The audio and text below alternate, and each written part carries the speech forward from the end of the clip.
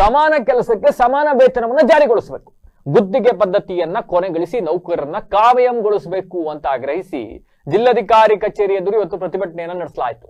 ನಗರದ ಹಿಂಸಾವರಣದಿಂದ ಹೊರಟ ಪ್ರತಿಭಟನಾಕಾರರು ಪ್ರಮುಖ ರಸ್ತೆಗಳಲ್ಲಿ ಮೆರವಣಿಗೆಯನ್ನು ನಡೆಸಿ ಜಿಲ್ಲಾಧಿಕಾರಿ ಕಚೇರಿ ಎದುರು ಕೆಲ ಕಾಲ ಧರಣಿಯನ್ನ ನಡೆಸಿದ್ರು.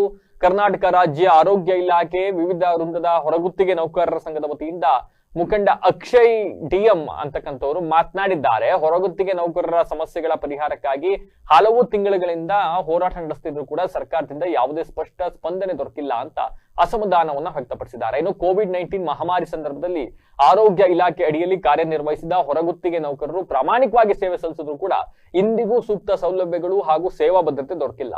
ಸುಪ್ರೀಂ ಕೋರ್ಟ್ ನಿರ್ದೇಶನದಂತೆ ಪ್ರಸ್ತುತ ಕಾರ್ಯನಿರ್ವಹಿಸ್ತಾ ಇರ್ತಕ್ಕಂಥ ಹೊರಗುತ್ತಿಗೆ ನೌಕರರನ್ನ ಕಾಯಂ ಮಾಡಬೇಕು, ಇಲ್ಲವೇ ಹೊಸ ನೇಮಕಾತಿ ಪ್ರಕ್ರಿಯೆ ಕೈಗೊಳ್ಳಬೇಕು ಅಂತ ಹೇಳಿ ಈ ಸಂದರ್ಭದಲ್ಲಿ ಒತ್ತಾಯಿಸಿದ್ದಾರೆ.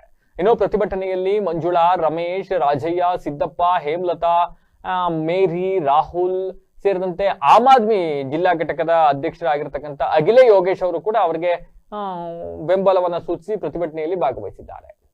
ಇವತ್ತೇನೋ ನಾವು ಸಾಂಕೇತಿಕವಾಗಿ ಮುಷ್ಕರ ಹಮ್ಮಿಕೊಂಡಿರೋ ಉದ್ದೇಶ ಏನಪ್ಪಾ ಅಂತಂದ್ರೆ, ನಮ್ಮ ಹೊರಗುತ್ತಿಗೆ ನೌಕರರ ಪರವಾಗಿ ಸಾಕಷ್ಟು ಮನವಿನ ಸರ್ಕಾರಕ್ಕೆ ನಾವು ನೀಡಿದ್ರು ಕೂಡ ಯಾವುದೇ ರೀತಿ ಅವರು ಸಕಾರಾತ್ಮಕ ಸ್ಪಂದಿಸಿಲ್ಲ.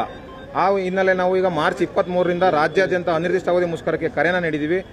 ಆ ಹಿನ್ನೆಲೆ ಇವತ್ತು ಏನು ಸಾಂಕೇತಿಕವಾಗಿ ಆರಂಭ ಮಾಡೋ ನಿಟ್ಟಿನಲ್ಲಿ ಇವತ್ತು ನಮ್ಮ ತವರು ಜಿಲ್ಲೆಯಾದಂಥ ಹಾಸನ ಜಿಲ್ಲೆಯಲ್ಲೇ ಪ್ರಾರಂಭ ಮಾಡಬೇಕು ಅನ್ನೋ ಉದ್ದೇಶದಿಂದ ನಮ್ಮ ಕಚೇರಿಯಿಂದ ಜಿಲ್ಲಾಧಿಕಾರಿಗಳ ಕಚೇರಿಯವರಿಗೆ ಬಂದು ಮನವಿನ ಸಲ್ಲಿಸಬೇಕು ಅಂದ್ಕೊಂಡಿದ್ವಿ.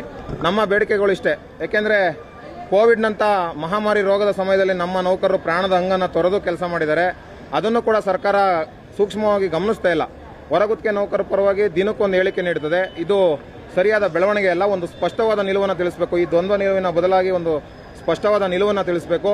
ಮತ್ತೆ ಸುಪ್ರೀಂ ಕೋರ್ಟ್ ಏನು ನಿರ್ದೇಶನ ನೀಡಿದೆ, ನೀವು ಸದರಿ ಕರ್ತವ್ಯ ನಿರ್ವಹಿಸುತ್ತಿರುವ ನೌಕರರನ್ನೇ ಕಾಯಂ ಮಾಡಬಹುದು ಅಥವಾ ನೇರ ನೇಮಕಾತಿ ಮಾಡ್ಕೊಳ್ಳಿ ಅಂತ ಸುಪ್ರೀಂ ಕೋರ್ಟ್ ನಿರ್ದೇಶನ ನೀಡಿದೆ. ಅವರು ಹೊಸ ನೇಮಕಾತಿ ಮಾಡೋ ಬದಲು 16 ವರ್ಷದಿಂದ ಸೇವೆ ಮಾಡಿದ್ದಾರೆ.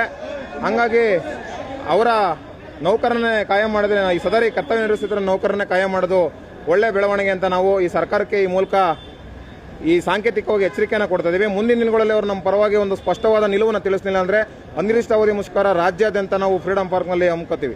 ಹಾಸನ ಜಿಲ್ಲೆಯ ಶಾಂತಿಗ್ರಾಮ ಹೋಬಳಿಯ ಚಿಗಳ್ಳಿ ಗ್ರಾಮದ ಸರ್ವೆ ನಂಬರ್ 38 ಹಾಗೂ 206ರಲ್ಲಿ ಮಂಜೂರಾಗಿರ್ತಕ್ಕಂಥ ಕಲ್ಲು ಗಣಿಗಾರಿಕೆ ಮತ್ತೆ ಕ್ರಷರ್ ಪರವಾನಗಿಯನ್ನ ರದ್ದುಪಡಿಸುವಂತೆ ಗ್ರಾಮಸ್ಥರು ಒತ್ತಾಯಿಸಿದ್ದಾರೆ. ಯಾಕೆ ಅಂತ ಅಂದ್ರೆ, ಚಿಗಳ್ಳಿ ಗ್ರಾಮಸ್ಥರು ಇವತ್ತು ಡಿಸಿ ಕಚೇರಿ ಮುಂದೆ ಪ್ರತಿಭಟನೆ ನಡೆಸಿ ಜಿಲ್ಲಾಡಳಿತಕ್ಕೆ ಮನವಿ ಸಲ್ಲಿಸಿದ್ದಾರೆ.